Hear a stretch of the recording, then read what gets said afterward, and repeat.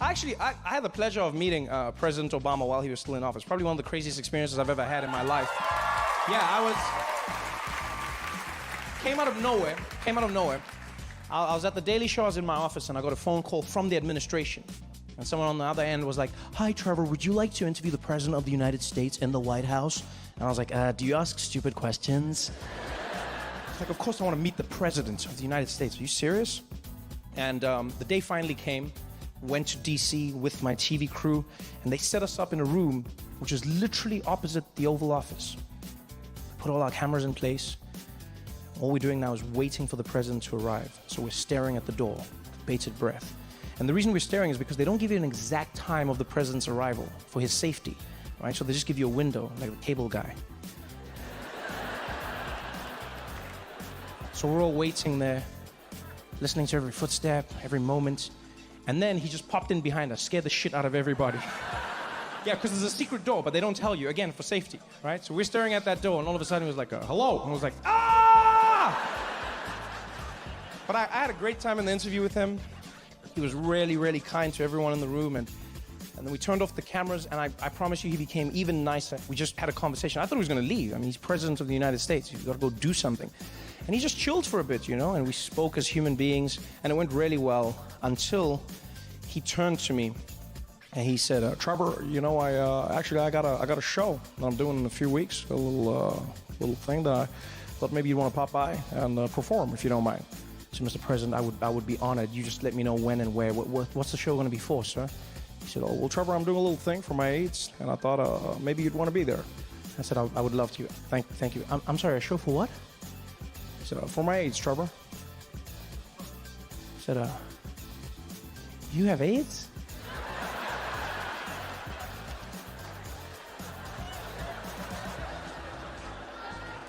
And then he explained what he meant. And I wanted the earth to swallow me whole.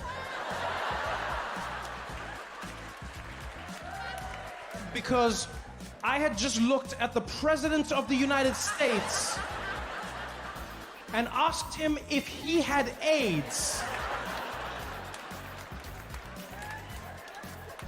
And you know what the worst thing is that he was nice to me as well? Because I said that, and then he explained, and then I was like, "I'm so sorry, Mr. President, I didn't mean that. I don't even know why I thought it was just like you said AIDS, and like the AIDS, you know, because here's the thing, in my defense, right, I get it now. He means AIDS as in the White House aides, the people who help the president. I get it now, but in my defense, where I'm from, AIDS is some other shit that doesn't help anybody. No one in Africa is walking around like, "Let me introduce you to my AIDS, huh?" So now I'm here and I'm frazzled. I'm like, "Mr. President, I'm so sorry. I didn't mean that. You don't have AIDS. You definitely. And even if you did have AIDS, there's nothing wrong with having AIDS. There's no stigma.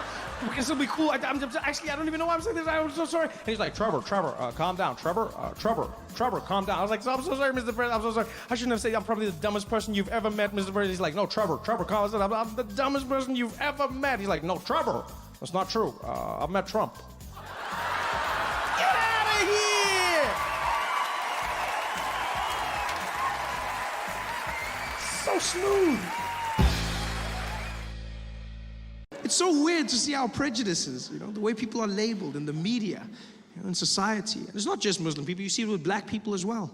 You know, people saying these things like, you know, I remember when the riots were happening in Baltimore, people quickly jumped, "These thugs, these are a bunch of thugs running around, these thugs." You know, I'm starting to think black people like crime. That's what I'm starting to think. Is that the only way they can deal with it? Black people like crime. No. Black people don't like crime. Because you know who's not a criminal? Most black people. Yeah, most black people are not criminals. Black people hate crime just like everybody else. It's not like black people are cheering crime on. It's not like they're watching a black guy do some shit like, "Yeah, Darnell, you steal that shit, man. You steal that shit. Yeah." No. When black people see a black person doing a crime, they also looking at the person like, "That nigga crazy." You've got to fight the act, not the face. Not a face that you put to it's not the same thing. And everybody has it, you know. If you're a Middle Eastern and you do something, if you're a black person gets shot in a bad neighborhood, the first story they always lead with the same thing. And today in Compton, a man was shot in what is suspected to be gang-related violence. It's always gang-related violence. They never say it's anything else. Never just two guys, gang-related, probably gang-related. Why do you say that? Well, because, you know, in this area, there's hip-hop. Why is it gang-related? It's always gang. It doesn't matter who it is. Could be two kids. Someone got shot. A 3-year-old was shot today by a 4-year-old in what is suspected to be gang-related violence. But they're kids. Yeah, they recruit very young. Wasn't a mistake? No, it's not a mistake. It's never a mistake. But if it's in a rich neighborhood, the story changes. Because you'll never hear them reporting the same thing about the Hamptons. And today in the Hamptons, a man was shot in what is suspected to be gang-related violence. The Burberry gang has been known to operate around these parts. And recently, they never say those things. In fact, you're more likely to see the police commissioner going, we've just conducted an investigation. We found out that a firearm was discharged earlier today, and a bullet left the weapon, penetrating a victim, and we're going to investigate whether it was misfired or I'm sorry. Did you say did someone shoot the gun? Well, we're not ruling anything out right now, but we're checking to see if there was a mechanism failure or what about the person? Well, we don't think that this was intentional. We don't. So wait, we live in a world where you'll investigate a gun before you investigate a rich white man? Is that what you're saying? No. That's not what we're saying. But I mean, you must remember the gun is black. But that's not the point. The point is.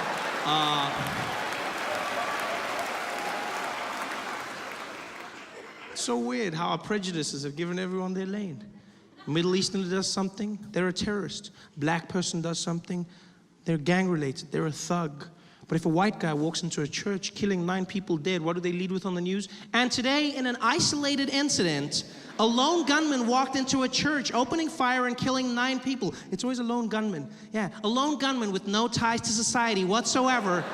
They always separate him as quickly as possible. I love how they do that. He kept to himself and was notoriously unfriendly. He had no friends whatsoever. No friends, really? No friends? Not even one? Not even one? No friends? Like, not even on Facebook?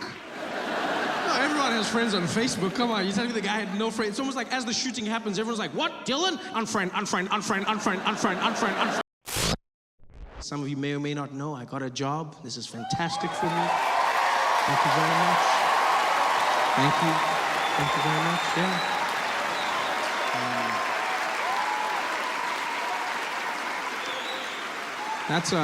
That's how my grandmother put it, funny enough. I phoned my grandmother to tell her that I'd be working on The Daily Show, and she was really excited. She was like, ooh, Trevor, I'm so happy for you. Well done, you got a job. I said, no, Granny, I already had a job. And she's like, no, you didn't. Did you have an office? I said, no. She's like, then it wasn't a job. That's all she cares about. My mom was a bit better. I called her to tell her the news. And to give you a bit of a backstory, I've got 2 younger brothers. Right? One brother is 9 years younger than me, and then the youngest is 20 years younger than me, right? And so the youngest just became one of the student council members in his school, right? So he got onto the student council. So I phoned my mom to tell her my good news. I'm on the phone with her. I'm like, oh, Mom, I don't know if you heard, I'm going to be on The Daily Show. And she's like, oh, my baby, I'm so excited. Oh, praise Jesus. This is wonderful. Well done, baby. I'm so happy for you. And did you hear what happened to your brother? I'm like, no, what happened? She's like, oh, he's on the student council at his school. Oh, I'm so excited. Both my boys are doing big things in the world. I'm so happy. Oh.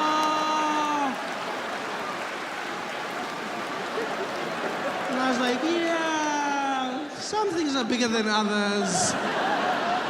She's like, no, it's all the same. I was like, you say that, but I mean, you know. Come on, you know. She's like, okay, fine. You were never student council. Nicolas Maduro. Former president of Venezuela and current inmate of New York City. Yeah, he was president of Venezuela. And then all of a sudden, he wasn't. The story is even crazier. What happened was, and you can go check this yourself, what happened was, Nicolas Maduro was on TV giving an interview. And then he joked about how people are threatening him, alluding to Donald Trump. And he was like, man, I'll be fine, we'll be good. And then he played a song, no war, just peace. And then he started mocking Trump by doing Donald Trump's dance move. Like the move, singular. Right? Yeah, he did the move. So he came on and then he did the... You know the move, the double jerk off.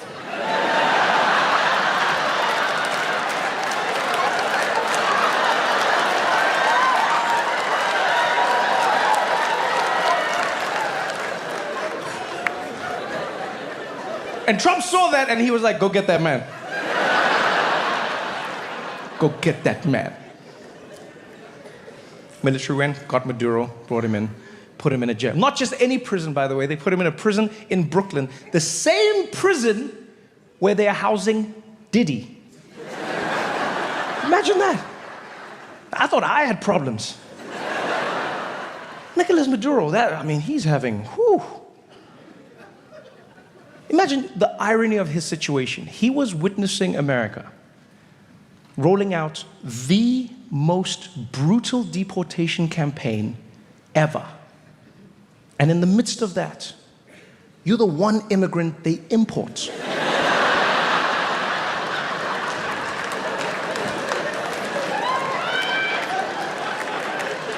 Maduro's probably the only immigrant who supports ICE. Yeah, he used his one phone call for them. He's like, hello, ICE, come get me, man, come get me. Yeah. No, come on, I'll fly myself. Let's work together. Come on, we can do this, guys. We can do this. That's why I say you don't know how it's going to go. Nobody knows anymore. What a crazy twist of fate. Can you imagine? For decades, you ruled your empire with an iron fist. You terrorized people around you.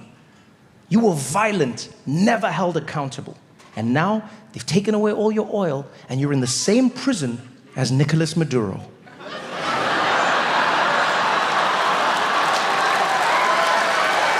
It's crazy. I'm loving it, living the American life, trying to do it. It's crazy. You know, so I had to learn how to drive out here, which was fun. To get a car, obviously, which I just almost couldn't get. You have to fill out forms, and then they want your credits. And in America, credits is very important. I don't understand the concept. I'm in the car dealership, and there's this Asian gentleman helping me. We're going through the forms, and he says, "So how long have you lived in America for?" I said, I haven't lived here for long. He said, "Oh, this not good for you.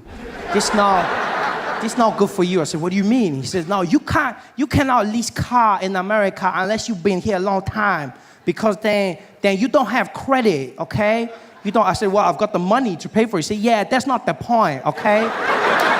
That's not the point. In America, okay, in this country, we want credit, okay? Our country focus on credit. If you got good credit, you can buy anything. We don't care about money. We want credit." I said, "Well, credit is the assumption that you can pay back the money." He's like, no, that don't count here, okay? In our country, you have good credit, you can buy anything, okay? You got good credit. And he's like, our country. And I was like, look, I hate to be rude, but when you say our country, do you mean our because you live here now, or our because the Chinese own it? And he was like, it's a bit of both, okay? Yeah, but no credit for you, no car. Okay, goodbye. I had to just buy myself a car, you know, it's a horrible thing, drive around. And that's the worst thing, driving in America, wow. On the other side of the road, you feel like a rebel, you know, until you see the other cars coming, and then it's not so much fun. You know how many times I did that, just going to the wrong side? And don't trust movies. It's not easy to do that whole thing. No, people don't just drive and no, they stop. They just look at you and go, "What are you doing?" In the movies, you drive past. "What are you doing?" Aren't you supposed to? No, they don't drive. They just wait for you to turn around. And the street is so small, you're doing one of those turns, just watching them in your shame, just like it's horrible. I had to practice for months. It was the worst. I remember I drove into a street once. I thought I'd learned. It had been months. I'd been doing it well. And then I turned into the wrong way. And I saw this little old Asian lady driving towards me. And I was like, no! And there was nobody else. So I swerved the car around. I was like, whoa! I was like, yeah! Hero! And I drove, and there were 50 cars coming this way. And I was like, you bitch! And I told my friend the story. I told him this. I was like, oh, this is what happened. And he was like, oh, that's so funny, man. That's so funny. And he's like, who was driving the car? I said, a little old Asian lady. And he's like, oh, yeah, you can't say that, man. You can't say that. I said, what do you mean? He's like, yeah, you can't say she's Asian. I said, why not? He's like, yeah, because that's racist. I said, what, that she's Asian? He's like, nah, if she's a bad driver and you say she's Asian, that's racist. So let me get this straight. Asians are not allowed to be called bad drivers. Is this not racism in itself? Everyone else is allowed the world of bad drivers. But if I'm driving on the freeway behind an Asian person and they're swerving around, and I go, this bad driver, you drive like crap. And I pull up next to them, I'm like, oh, no, sorry. You're not a bad driver. You're just Asian. I'm sorry. Not racism in itself. It's madness. So now what I had to do was get around using a GPS, you know? Decided to get one of those. First, I tried to be a cheapskate. I thought, oh, get a phone with the GPS. That was a horrible mistake. Bought myself one of those iPhones with Siri. Oh, your assistant, she talks to you. She listens to you. If you're American, she doesn't understand one word I say. I don't understand why. I speak English, and they're talking to her. Doom, doom. She's like, what do you need? I'm like, Siri, please call Peter. You want pizza? No, cancel. Siri, I need pizza. You want pizza? No, Siri, I want pizza, not pizza. You want pizza? No, Siri, what's going on here? You want to, Siri, you're not making sense. Siri, are you having an attitude with me? You tell me. I don't know what the hell is going on here. Siri, just listen to me. I don't know. What do you mean you don't know? Siri, just, bitch. Dialing mom. What the hell? This is horrible. I had to buckle down and buy myself a real GPS to get me around, which has been working like a charm. If you don't have a GPS, you get yourself one. It's the best thing you'll ever do. Just don't make the mistake I made and buy it from Craigslist. I bought one off Craigslist, and the guy who sold it to me didn't tell me that it was a Spanish language GPS, which was not so good. I didn't understand anything she says. Look, I still get around because the arrows are in English, thank God. But otherwise, it was just horrible. And I hated it the first few days, and then I fell in love with her. She's just, you know, I don't understand why more Americans don't speak Spanish. It's such a sexy language. I'm sitting there, and like all the men in here, you want to feel like a man.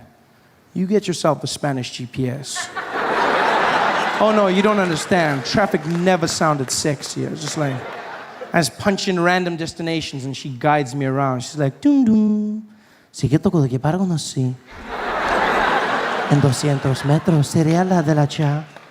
And I'm just like,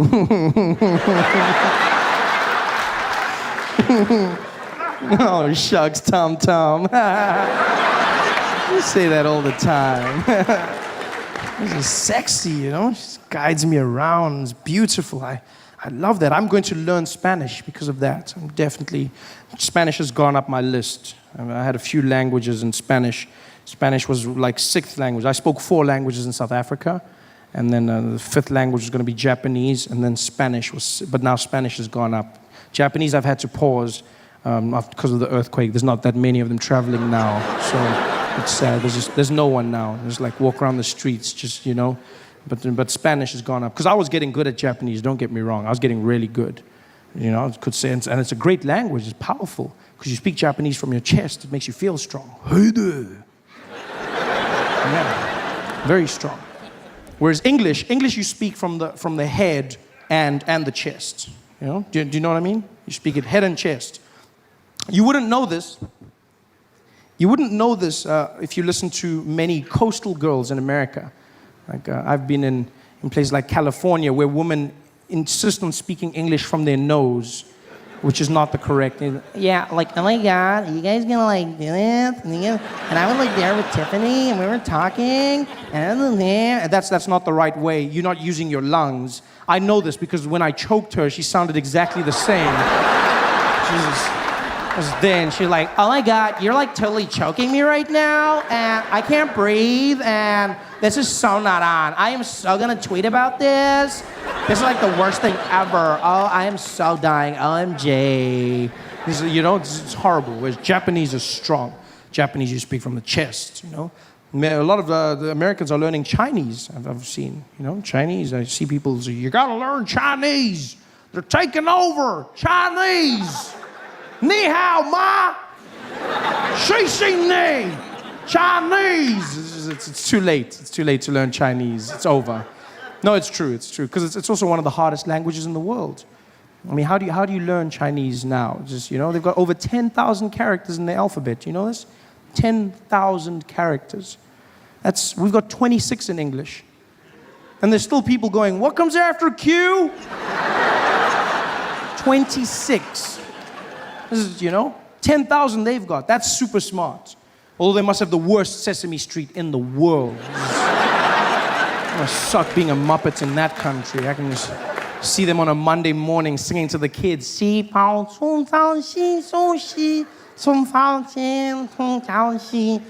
years later, it's just horrible. Horrible. Japanese is easier. 3,000 characters and a stronger language. Hey there. I mean, everything in Japanese is strong. Even the greeting. Konnichiwa. Power. Thank you. Domo. Arigato. Power. Yes, it's a great language. You can say other things as well, like kujire gambare, which means good luck, dolphin. Granted, not very usable in everyday language, but yeah, it works, I guess, you know, it works. I could also say other things like, huh, niwa, niwa, niwa, niwa, torigaita, which means, look, the chickens are running around. You laugh, but I've used this successfully on many occasions. By many occasions, I mean once. I was in an airport, standing at the baggage carousel, and this Japanese guy came and he stood next to me. And we're standing there, and I look at him, and I've been waiting for years to speak Japanese. I was super excited. I was like, what? This guy's Japanese. And he's like, I can hear you. I said, oh, sorry, I thought I was thinking. Are you Japanese? He's like, yes, I am a Japanese. I was like, oh, konnichiwa. He's like, oh, konnichiwa. Pleasure to meet you. I said, oh, domo arigato. I said, oh, arigato maste.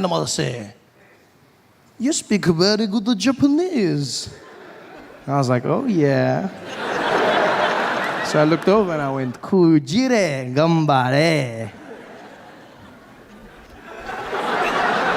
I'm not a dolphin. But thank you for the good luck. I was like, I can't believe this works. I looked over, I was like, oh, niwa, niwa, niwa, niwa, torigaita. He was like, I don't see the chicken anywhere. You speak a very strange Japanese. Where did you learn? I said, I learned in all different places, all over my life. Why do you speak English with a Japanese accent now? I don't know.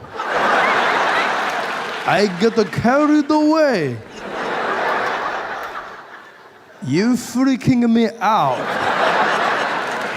I'm freaking out too. You guys have been so much fun, man. Thanks for hanging out.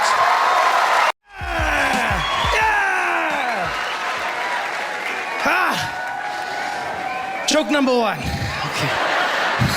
I'm kidding. Just get into it. Don't waste time. Straight into it. Welcome to the show. Welcome. Welcome, everyone. Welcome. How you guys doing? Thank you for coming. Thank you. Yeah. Thank you for coming out. So good to see you here. It's been a wonderful journey. It's our last tour of South Africa for a while before I leave, go to America. I'm gonna go for 2 weeks. And then when I come back, I'm gonna be talking like this. I don't know why people do that. You know what the worst thing is? Is you talking like that. That's the worst thing. It's been so much fun, man, traveling around South Africa, trying to write new material for a new show. It's always difficult. The easiest stuff to write, I find, is political stuff in South Africa. It's too easy now. It's become, like you give comedians credit. You go, oh, he's so funny, but we're not geniuses. We really aren't. Like the guys in power, they do it all for us now. They're actually taking our jobs. It's not cool. It's not cool. Because soon you guys are gonna figure it out, and you're gonna stop coming to the show, and you're gonna start going to press conferences, and you're not gonna. Then you'll be like, oh, where are you guys going? On Friday? Oh, I'm going to the Zuma press conference, eh? Oh, bro, like, yeah, that guy he's my favorite, eh? Yeah, can you sign my DVD? Can you sign my shirt? Sign my shirt. Yeah. It's absolutely crazy. I'm glad the rain stopped for a little bit. It's been heavy, Roads have been flooded, and there's been lightning and thunder, and it's been crazy. These storms are everywhere. I find myself laughing these days when lightning strikes, especially when it's those big ones where you feel like it hit like the next road or something. Because every time I see lightning, I think of the MEC of the Northwest, MEC of Safety and Security. True genius, true comedic genius. Like, we all have our mentors, and I look up to guys like him. No, because he came out after, what happened was, there was a funeral on the weekend, and what happened was there was a lightning storm, and lightning struck the people at the funeral, and 9 people were killed instantly. There's nothing funny about that. 9 people dead, gone. Nothing funny at all, although it must have been a bit weird, because you're there because someone has died, and then it's a bit awkward now. You don't know if you carry on here or do you? But it's a bit, you don't know. And then you're like, do you put them in? Because there's going to be like one uncle who's like, no, there's space, put him. I must buy another box. It's just like, you know what I mean? And if you've got like one of those possessive mothers, those mothers that love their kids, probably then she's crying, and then everyone's like, and then they dead, and then they're like, oh, then she's like, don't you dare, don't you cry for them, you don't cry for them. You came here for this, you came here, you save your tears and you cry where hey, they freshly dead, you can cry for them next week, you bring those tears here. But there's nothing funny about it, and so what happened is on the Monday after the funeral, the MEC came out and he held a press conference. And he was there and the journalists had all gathered and it was very serious. And he came out there and the photographers and everyone was there and he said, we have had what have happened on that funeral. Let it be known that we will launch a probe and we will not rest until we know where does this lightning come from. Not rest. His assistant was probably like, up. He was like, we're up. We want to know, where does it come from? I didn't even make the joke. He just said this. I just repeated it to you. It's like, you see. And now it's election time, which means politicians are out in full force, kissing babies. Helen Zizla's dancing again and speaking Xhosa. You know it's election time, ANC comes out with a huge campaign. If you are not happy about service delivery, then you must vote for change. I'm like, but you guys are the ones. Yeah, but we'll change. We're like, so what, must we vote for someone? No, don't vote for someone else. Just keep it here. Yeah, keep it here. Just keep it here. Oh, yeah, bring it back. Keep it here. Yeah, bring it here. No, we'll change. Just keep it here. Yeah. Whoa.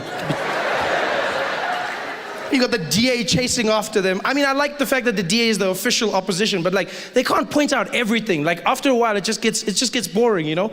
DA doesn't tell us what they're gonna do. They're running around telling us everything the ANC's not doing. Look at him! Do you want a president who doesn't tie his shoelaces? Look at that! It's just shoelace, but still. It's become ridiculous. They chased after the ANC and exposed them with the whole Gupta thing. Did you see that story? The Guptas, one of the most famous families who apparently own the whole of South Africa. Like, just own everything, including the Zuma family. And basically what came out was they said, yes, this family runs the Zumas. They run them. In fact, when President Zuma became President Zuma, they summoned him, the Guptas summoned him to their residential abode, and they paraded him in front of their friends and family. Paraded him. This is what the DA said, parade. I think they're pushing it, like it wasn't paraded. It wasn't summoned, he was probably invited. It wasn't summoned. You know, it wasn't paraded. Because when they say paraded, like I'm sure it was their meet and greet, new president, we rich, you president, how you doing, here's some money. It's a cool, you know, we understand, but it wasn't like paraded. Because when you think of paraded, it makes it seem like that Indian family was sitting there, the whole Guptas, there they were, and they were like, everybody sit down, he's coming. Sit down, party, sit down. We got a Zulu man, he's coming. Yeah, he's coming. Yes, he'll do the dance. Sit there. Have you got your popcorn? You got your popcorn. Okay, everyone got it. Done. Dim the lights. He's coming. Dim the lights. He's at the door. Start the music.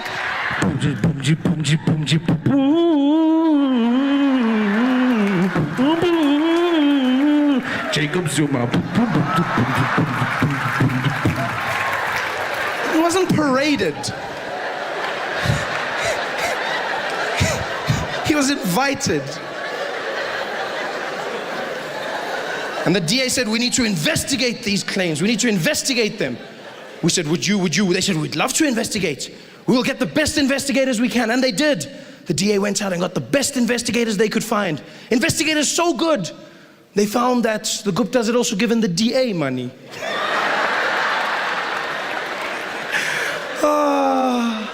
Priceless. You know, the worst thing about the Guptas for me, other than the blatant corruption and the state capture, would have to be the fact that I felt betrayed by my president. I'll tell you why I felt betrayed, because I'm not naive enough to believe that there will ever be no corruption in a society, right? And as South Africans, you also have to acknowledge that corruption and government go hand in hand. I know that seems like a pessimistic view, but it's true all over the world. Don't be fooled by first world countries where they go like they don't have corruption. I don't care if it's Australia, I don't care if it's Canada, there's corruption. They've just found ways to legalize it, they've found ways to obscure it, but there's corruption. The difference is, though, we need to get good at functional corruption. Our corruption is extreme, guys. We get a tender for 10 bridges, we build nothing. No, guys, build 9, still 1. At least have some progress. Eh? Now there's no bridge. My man, what happened to the bridge? It was supposed to be there, just imagine. Just imagine it was there. What are you talking about? No, it's the thought that counts, don't worry. Stealing from yourselves when you're being that corrupt, man. We've got to work to be better. That's what broke my heart. Because I don't know how much of it is true or not. What I do know is, if Jacob Zuma was allowing the Guptas to control our country and choose our ministers, then it wasn't my president being corrupt to me, it was the Guptas telling him what to do. It's like Julius said, the Guptas were in his ear all along. They were inside his ear all along. And you know the way Julius sounded, it sounded amazing, because like, I get the phrase when they go, they were in his ear, but he said they were inside his ear. It sounded like the Guptas were actually inside Jacob Zuma's ear, which actually would have made sense when you think about it. What if they were inside his ear the entire time?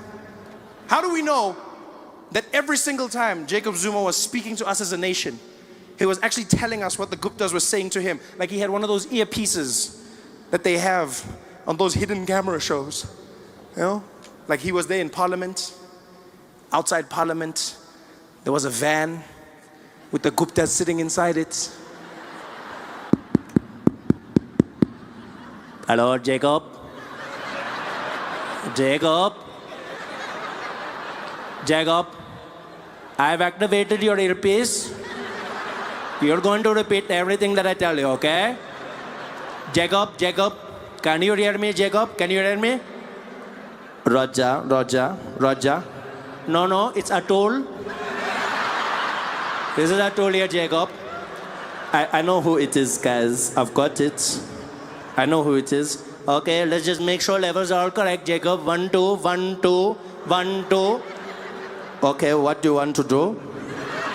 No, 1, 2 like 3. 1, 2 like 3. 1, 2 like 3. Oh, okay. I've got you guys, so I must just repeat everything that you say. Yes, you're going to repeat everything, Jacob. Okay, it's going to be very complicated. I'm trying to listen to you while also speaking. We understand, Jacob, but we've already made a plan, you and us. So repeat everything that I say, okay? Okay, I will repeat everything. And that's probably why things went wrong. Because I don't know if you've ever tried to listen to someone while talking to someone else. Your mind jams. Yeah, that's why Jacob Zuma could never deliver a speech. It's not that he couldn't read, he couldn't listen. He couldn't listen and speak at the same time. I used to watch him and be like, what's going on, Jacob? Kinkari, your YouTube is buffering. What's happening here? This is why data must fall. But it turns out he was just listening the entire time. There he was in Parliament. The praise singer said his name as he came. President of South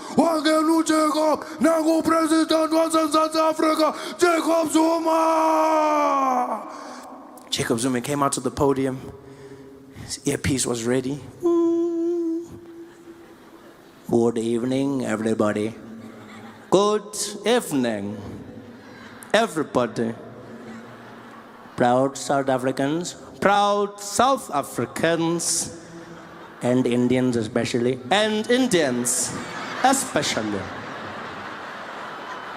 We are doing well in this country. And also don't listen to the news. Don't listen to the newspaper. The newspapers, even though what they say is right. Sometimes. Also, there is no problem with the ANC. Also, there is no problems with the ANC. The membership is growing. We currently have 939,360,000.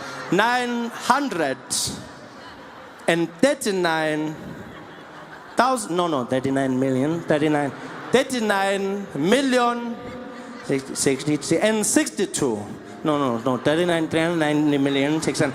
390. No, I said 900 million 62,000. No, Jacob, you're missing the point. 100 million. No, Jacob, come on, man. Listen properly. Listen properly.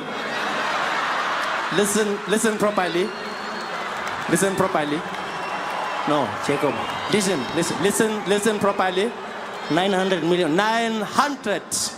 million. Give me a pen there. Hey, pelele.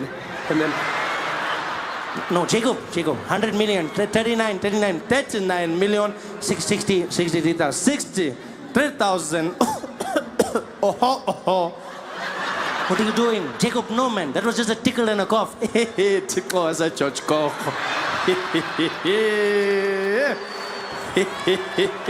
Okay, this is going wrong, Jacob. Abort, Jacob. Abort.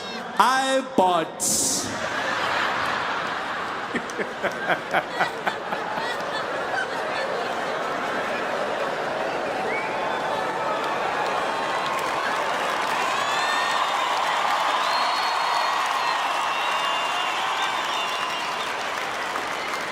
I remember the worst encounter I had with the TSA was out in Burbank, California. Tiny little airport, and I was flying out and I was coming to New York, right?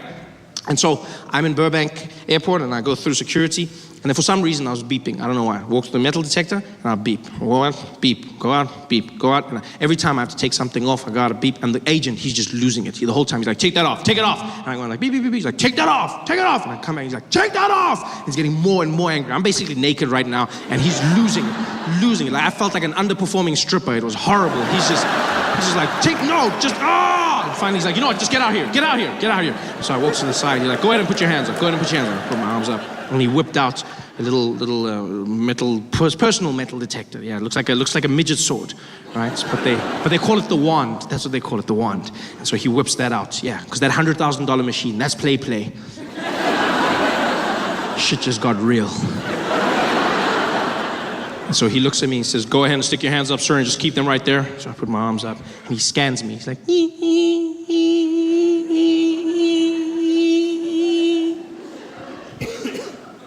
You got any metal objects on you? I'm like, well, then what was that for? If you were gonna ask me anyway, then what was this? The foreplay to my honesty? What is this? Why? And then, as if he can't do this right, he calls for backup. He goes, I'm gonna need you, wait. Can we get Velasquez to gate 10, please? Velasquez to gate 10. And he calls for a man by the name Velasquez, who I'm assuming was the best wander that they had. Because he wasn't even on the floor. They called for him, and Velasquez emerged from the back offices of the TSA. And he walked out, and the energy changed. People bowed their heads as he walked past. Everyone gave him a little nod. You could see he was special, and he didn't look like it. He didn't look like much. You know, Velasquez was a little Mexican man, very long mustache, big chest, and he was very short, really, really short guy. But he didn't feel short. Like he looked short, but he didn't feel short. Do you know what I mean? Like he had this thing. You know those short people that are so confident, it looks like they just chose to grow low. He had that energy. And so Velasquez walks down towards where I'm standing with my agent. My guy tries to apologize, says, I don't know what's going on. I silenced him with one move of his hand. He's like, no, I go. And he stepped up, he looked me in the eye, and he's like, sir, you got to stand for side and not give for that, okay? Don't touch nothing on the movie, okay? None of that. And I didn't know what he was saying. But I knew what he meant. And so I stood there, I raised my arms, and as I did, he whipped out his wand. And he started using it all over me, and as soon as he did, I knew why he was who he was. It was the most magical thing I've ever come across in my life. The way he wielded that wand was unlike anything I've ever experienced. I felt like I was being blessed. I just stood there with my head down as he went all over me, just blessing me with his power. It was something special. It was like a force and energy. It's so, like on the outside, you still heard that beeping. It was like, ee, but in my head, I heard a lightsaber. That's what I heard. It was like,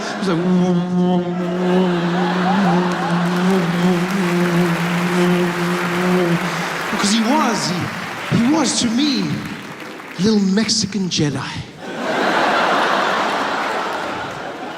In fact, that's exactly what he was. He was my Mexican Jedi. Which, by the way, I feel would be a welcome addition to the Star Wars franchise. No, I'm a big fan. I'm a huge fan of Star Wars. I love Star Wars. I was super excited when I found out they'd be making another one. I was losing my mind. I went back, watched all the movies, and I came to realize that there's no Mexican Jedis, not even one. There's no Mexican Jedis, which is weird. Because when you look at it, technically speaking, Star Wars is a vision of America in a distant future. So, surely it would be safe to say, judging by the current trajectory of Mexican people in America, I'm sure it would be safe to say that by that time, in a galaxy far, far away, there would be at least one. Just one Mexican Jedi. It's not even like it would spoil the story. Who knows, it might open up a whole new avenue.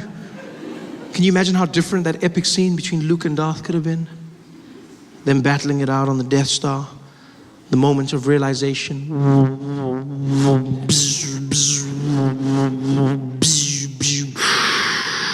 Luke. What do you want, you evil man? Luke. What do you want from me?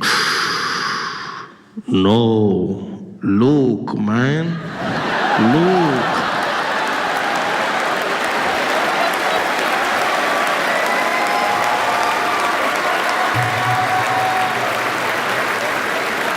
It's your father, man. You don't really know how different America is, though, until you get here. That's the one thing I will say. You know, you think you know, but then when you land in America, in your airports, that's when you know this place is different. Because American airports, unlike airports everywhere in the world, which have a certain level of joy and just all around happiness, American airports, they're like concentration camps. It's just, you know, it's just people walking barefoot in single file.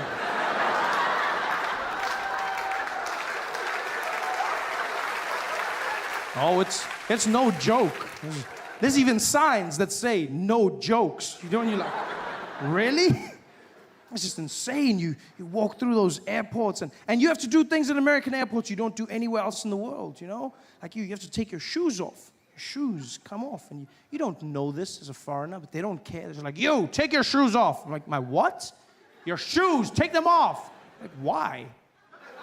For safety, sir. Like, I'm keeping them on for your safety, my friend. You don't do it anywhere else.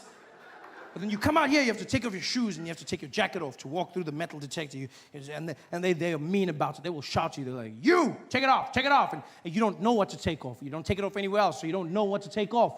So you're like, you, take it off. Take what off? Take it off, sir. Take what off? Take it off now! What? Your clothes? Take them, my clothes? And now you're standing there, this man shouting at you, telling you to take your clothes off. You feel like a child in a Catholic church. It's horrible. It's just, you're just standing there. I mean, I understand the need for security, but they don't need to shout at you. At least, if they tried to be nice, maybe if they chanted instead of shouting, you know, instead of take it off, if they were like, take it off, you'd be like, yeah, woo, security, safe and sexy. They don't. This is a harrowing experience as you come in. And the worst is when you have to go through passport control. Oh, as Americans, you don't feel the pain, but as a foreigner, it's a whole different game. As Americans, you walk through to the U.S. citizens line, and they welcome you back like you on some secret mission. And you're just like, welcome home, sir.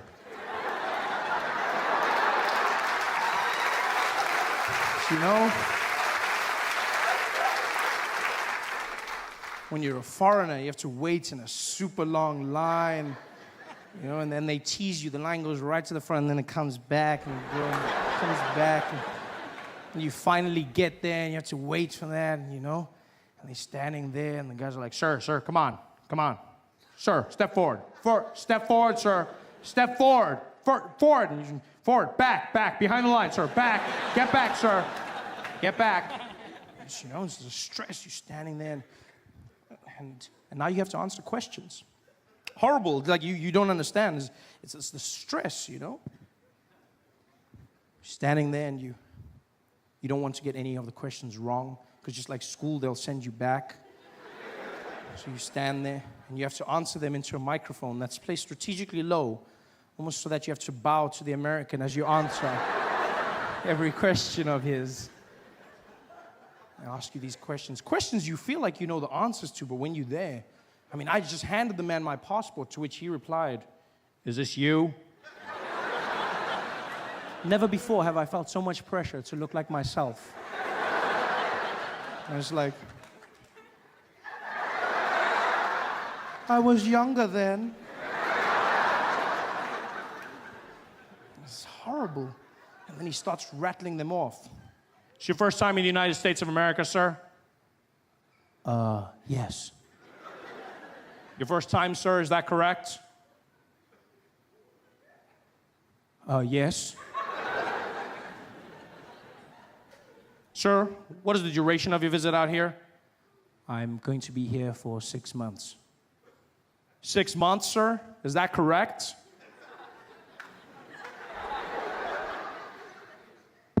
Yes.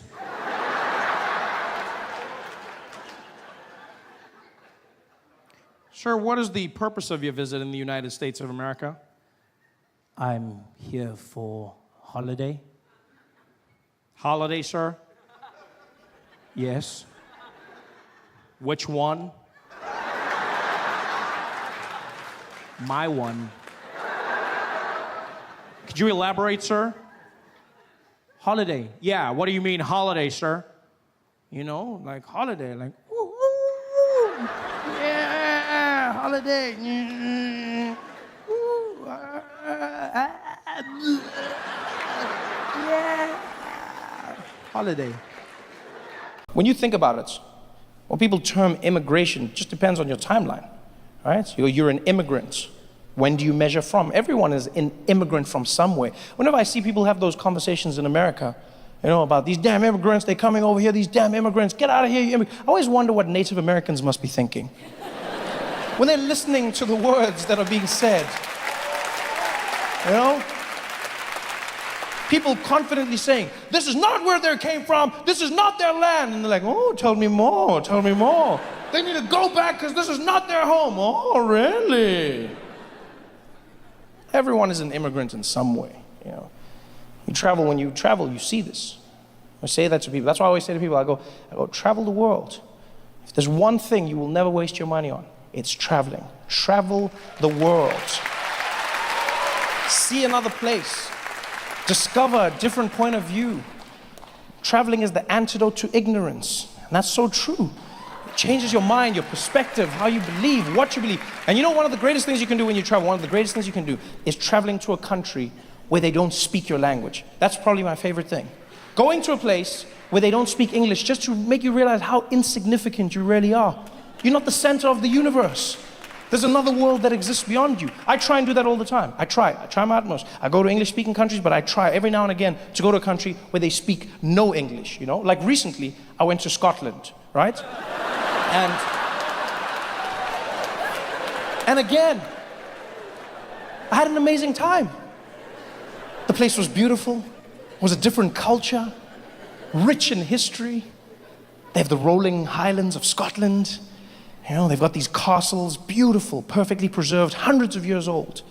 In the streets, there's the men playing the bagpipes, wearing the kilts. No black people. But not in a bad way, not in a bad way. Just in a matter-of-fact way, you know?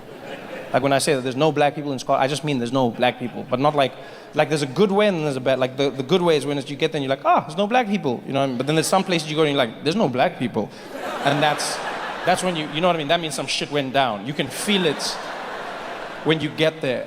Like Australia. There's no Aborigines. And when you get there, you're like, hey, Australia! You're like, where's all the black people? And they're like, oh, I don't know. They left.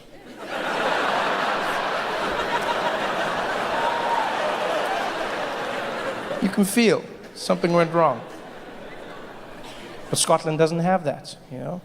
Scotland doesn't have black people because they're further north there were no black people. There's not many black things further north. The further north you go, the whiter things become.